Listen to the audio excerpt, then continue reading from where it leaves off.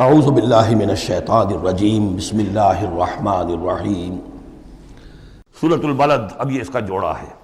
بسم اللہ الرحمن الرحیم۔ لا اقسم بہذا البلد، یہ میں نے نہیں وضاحت کی آپ کے سامنے، یہ لا اقسم کیوں ہے؟ لا اقسم، لا اقسم بیوم القیامہ، لا اقسم بالنفس اللوامہ، فلا اقسم بالشفق واللیل وما وسق۔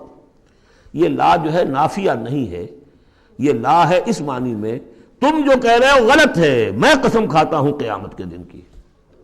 اسی طرح تمہارے دماغ میں جو بیٹھا ہوا غلط نہیں، جیسے کہ انگریزی میں نے I swear by the day of judgment، لیکن ہوتا کیا ہے انگریزی میں نے کے بعد کوما لگ جاتا ہے تو آپ کو پتہ چل گیا یہ علیحدہ ہے، لیکن عربی میں یہ کومے وغیرہ ہے نہیں۔ تو لا اقسمو میں نہیں قسم کھاتا، یہ نہیں ہے، نہیں قسم ہے مجھے قیامت کے دن کی، نہیں قسم ہے مجھے اس شہر کی۔ کون سا شہر؟ مکہ مکرمہ۔ کیوں؟ یہ ابھی بات میں واضح ہو جائے گی۔ وَأَنْتَ حِلٌّ بِهَذَا الْبَلَدِ، اور اے نبی آپ حلال کر لیے گئے ہیں اس شہر میں۔ اور کچھ لوگوں نے ترجمہ کیا ہے آپ کے لیے حلال ہو جائے گا یہ شہر، یعنی یہ کہ ایک وقت آئے گا کہ اس شہر میں خونریزی کرنا آپ کے لیے اس کی اجازت ہو جائے گی، حالانکہ یہ جو ہے بلد الحرام ہے۔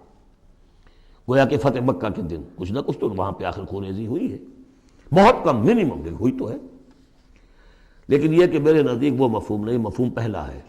آپ کو حلال کر لیا گیا اس وقت، آپ کی عزت نفس پہ حملے ہو رہے ہیں، آپ کو ستایا جا رہا ہے، آپ کو تکلیفیں دی جا رہی ہیں، آپ جھیل رہے ہیں۔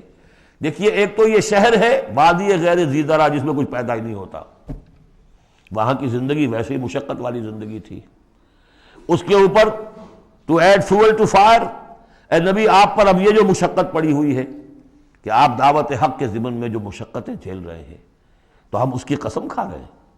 لا اقسم بہذا البلد وانت حل بہذا البلد ووالد وما ولد، اور تیسری قسم والد اور اولاد۔ یہ ایک اور مشقت ہے جو انسان پر ہے، اولاد کا پالنا، پروان چڑھانا، پرورش کرنا، کتنا بڑا بوجھ۔ یہ قسمیں کھا کر کیا کہا؟ لقد خلقنا الانسان فی کبد، ہم نے انسان کو محنت و مشقت ہی میں پیدا کیا ہے۔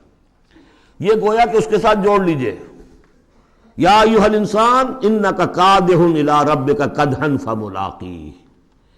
تو میں نے اس وقت بھی عرض کیا تھا غالب کے جو دو اشعار ہیں، قید حیات و بند غم اصل میں دونوں ایک ہیں، بہت سے پہلے آدمی غم سے نجات پائے کیوں؟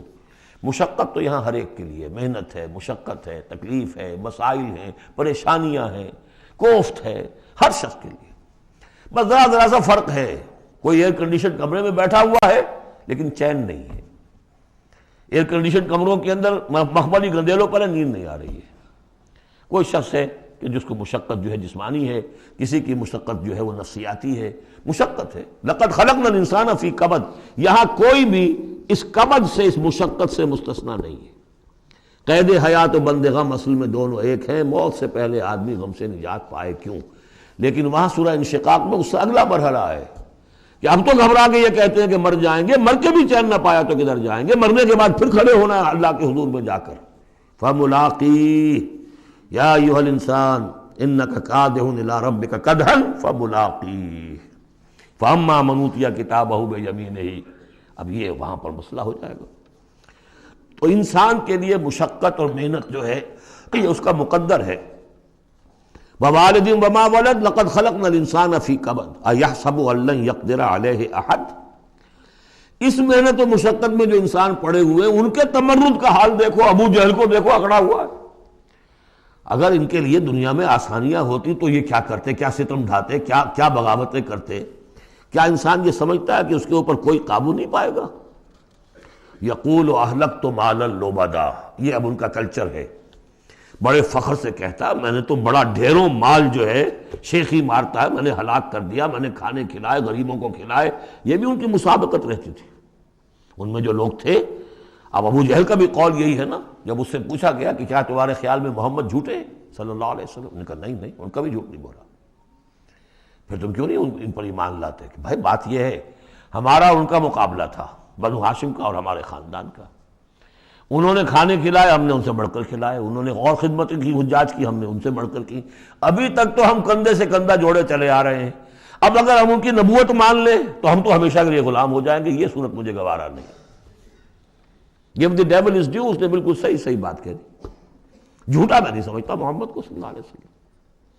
کتنا اخلاقی روب تھا حضور کا اس پر، وہ ہم پڑھ لیں گے آگے چل کر جب سورہ علق ہم پڑھیں گے، وہ بعد میں اسی وقت کے لیے موضوع ہے۔ تو وہ شیخی مارتے تھے، میں نے اتنا مال ہلاک کر دیا، اتنا خرچ کیا، اتنا غریبوں میں لٹایا۔ اَيَحْسَبُ أَن لَّمْ يَرَهُ أَحَدٌ، کیا اس کا گمان ہے اسے کسی نے دیکھا نہیں ہے؟ اگر تو واقعتاً اس نے نیکی کی تھی تو جس کے لیے نیکی کی تھی اس نے تو دیکھ لیا ہے، بیان کیوں کر رہا ہے؟ اگر اللہ کو راضی کرنے کے لیے کوئی کیا تھا تو اس کے تو علم میں ہے۔ أَلَمْ نَجْعَل لَّهُ عَيْنَيْنِ، کیا ہم نے اس کو دو آنکھیں نہیں دی؟ وَلِسَانًا وَشَفَتَيْنِ، اور زبان دی اور دو ہونٹ دیے۔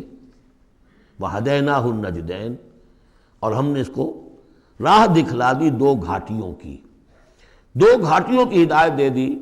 اس میں عام رائے تو یہ ہے کہ اس سے مراد ہے نیکی اور بدی، لیکن یہ کہ مجھے اس رائے سے زیادہ اتفاق ہے جن کے خیال میں اس سے مراد ہیں ماں کی دو چھاتیاں، ابھار ہوتے ہیں، نجدین اس کو کہتے ہیں جو چیز ابھری ہوئی ہو۔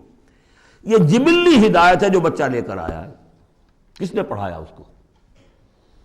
کس نے یہ سکھایا ہے اس کو کہ جاؤ چوسو اور تمہارے اندر دودھ آ جائے گا، تمہیں جو ہے غذا مل جائے گی؟ یہ ہدایت ہے اللہ کی، وہ میں نے عرض کیا تھا جبلی ہدایت۔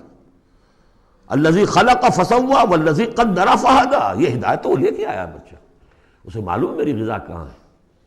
اس کی ماں میں، اس کے منہ میں جاتا ہے ماں کا دودھ اور وہ اس کو چوستا ہے اور پیتا ہے، کہیں سے سیکھ کر آیا ہے، کوئی ٹریننگ اس کو دی گئی ہے۔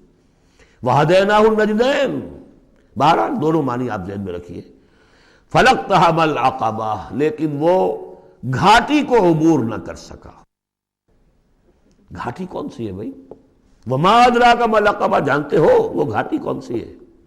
فَكُّ رَقَبَةٍ، کسی گردن کا چھڑا دینا، آزاد کر دینا، کسی غلام کو آزاد کرا دینا اپنا مال خرچ کر کے، یا کسی مقروض کا قرضہ ادا کر دینا اپنے مال سے۔